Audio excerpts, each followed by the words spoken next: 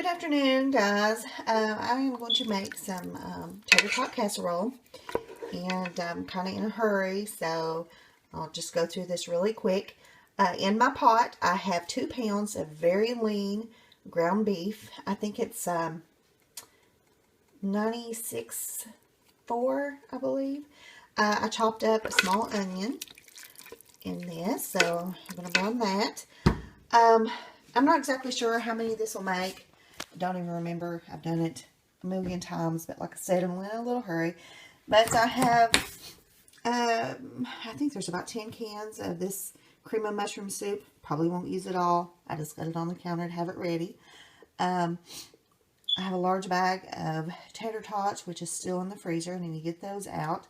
And a big bag of, it's not cheddar cheese. I use cheddar sometimes, but I forgot what kind this is. But it's like a taco mix or something, you know, taco blend. But I'll get that out and show you as soon as this burger gets browned. I'll bring you right back. Okay, if you can see for the steam, I went ahead and browned the ground beef and drained that. Still had a little liquid in it. I don't know why that all didn't come out. But I'm getting ready to put some cream of mushroom soup, and I'll bring you back after I do that. Okay, guys, this is 2 pounds of ground beef, a small chopped onion, and 6 cans of cream of mushroom soup. I'll mix this up, load it in my pans, layer that with my tater tots and my cheese. The reason I'm doing these, I have a lot of canned stuff and all that in the pantry, you know, my home canned stuff that I do all the time. And I have a lot of stuff in the freezer. But these little quick meals, like these freezer meals, or just popping open a jar of, say, canned chili or venison or something like that, helps so much. I work from home, and I am a long arm machine quilter. What that is, if you're not familiar, I have a large quilting machine. The frame is like 14 feet long, and that's what I do. I work out of the home, and that allows me to make some extra money and stay home as well. My husband is a nurse, and he works 12-hour shifts. He's gone a lot. But, you know, my little home job, you know, gives me some extra cash and all that. So, and this time of year, I stay so busy with the holidays coming up. Everybody wanting to get quilts quilted for, you know, gifts or whatever.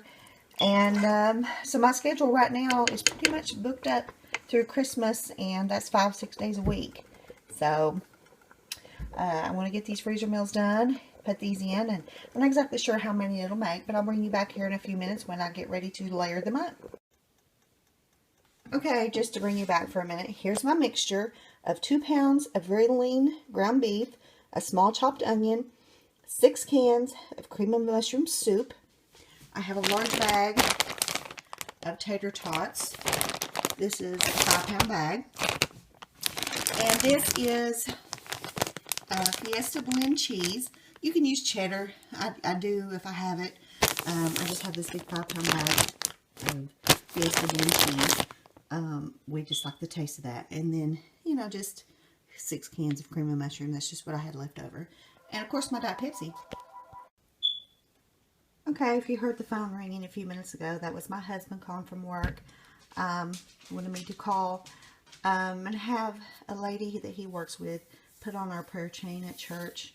Her husband had just passed away, and she was having a really hard time, I guess.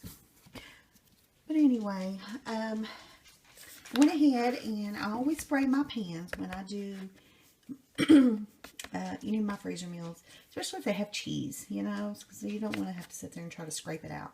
So I sprayed my pan, and I put about 1.5 cups of this mixture in, and I did add another 2 cans of cream of mushroom soup.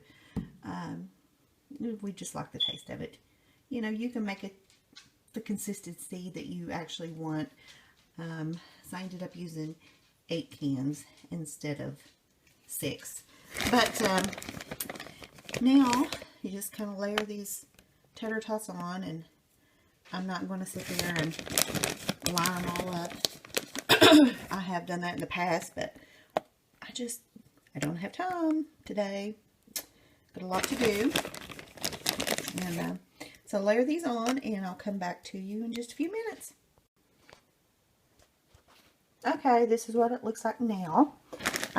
Just kind of, you know, layer that up. Try to get this cheese out without jumping everywhere. Do this with one hand. And we like a lot of cheese. You know, I'm not saying this is like the healthiest meal in the world, but I'm saying it's really good. And I am a diabetic. I really have to watch, you know, how much of this that I eat. I had my A1C. It came back a few days ago, and it was 9.1, which is not what you want at all. So I'm going to have to eat a little better because I have a doctor's appointment tomorrow. I'm not trying to whine or anything like that, but I have a doctor's appointment tomorrow, and he is going to discuss the results of the A1C with me. And he told me last week, he said, you might as well go ahead and expect to be put on insulin, which I'm going to try to talk him out of that because I've done really well this week with diet and exercise, and you know. And then here I am making tater tot casseroles. But hey, anyway, this is right here is what it looks like. You get these out of the freezer, and I usually get them out the night before if I know I'm going to have a full day. I have put them in frozen, and they do fine. You just have to bake them a little longer. But what I'll do now is lightly spray a piece of aluminum foil with this, you know, nonstick cooking spray. Cover them up, put them in the freezer. But when you do thaw them out to cook them or to bake them in the oven, I put them in about 350. Leave the aluminum foil on, and just bake them until the cheese is melted, because the meat and everything's already done. And I noticed that once the cheese melts, the tater tots are already done too. And then I'll pull the aluminum foil off and brown them just a little. But yeah, that's it. I'll come back to you here in just a little bit and let you know how many I get out of this batch. Okay, I used all of the meat mixture, all of the tater tots, and about half a bag, a little over half a bag of the cheese. That was 5 pounds. And I ended up with 1, 2, 3, 4, 5, 6, 7, 8. 8 of those. Some of them I made in the smaller loaf pans just because, you know, my oldest son is 23 and the other's 14, and you know, they have things that they want to do, and they're not always home for supper, especially my oldest because he works so much. But anyway, that's what I have. Yeah. So now I will take some aluminum foil and spray it with the cooking spray. That way when I do bake them, it will not stick to the cheese. And once these are thawed, just put them in. I don't know exactly. I never time it. I just check and see if the cheese is melted, because if that is, everything else is done. And then I'll turn the broiler on and brown it just a little. But yes, that will sure help me out, because like I said, this is my busiest time of year. And yeah, that's what we got. So I hope you all enjoyed this video, and I'll try to do another one soon.